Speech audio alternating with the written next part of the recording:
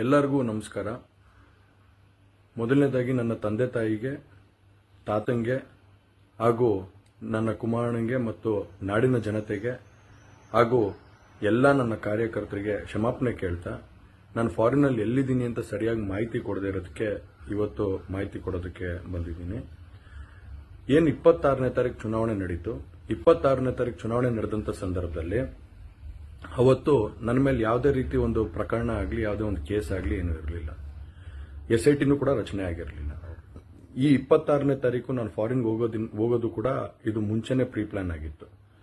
ಹಾಗಾಗಿ ನಾನು ಫಾರಿನ್ಗೆ ಹೊರಟಾದ ಮೇಲೆ 3-4 ದಿನದ ನಂತರ ನಾನು ಯೂಟ್ಯೂಬ್ ನೋಡುವಂಥ ಸಂದರ್ಭದಲ್ಲಿ, ನ್ಯೂಸ್ ಚಾನೆಲ್ ನೋಡುವಂಥ ಸಂದರ್ಭದಲ್ಲಿ ನನಗೆ ಈ ಮಾಹಿತಿ ದೊರಕುವಂಥ ಕೆಲಸ ಆಯಿತು. ಮಾಹಿತಿ ದೊರಕಿದ ಮೇಲೆ ನಂತರ SITನೂ ಕೂಡ ಏನು ಒಂದು ನೋಟಿಸ್ ಕೊಡುವಂಥ ಕೆಲಸ ಮಾಡಿದ್ರು.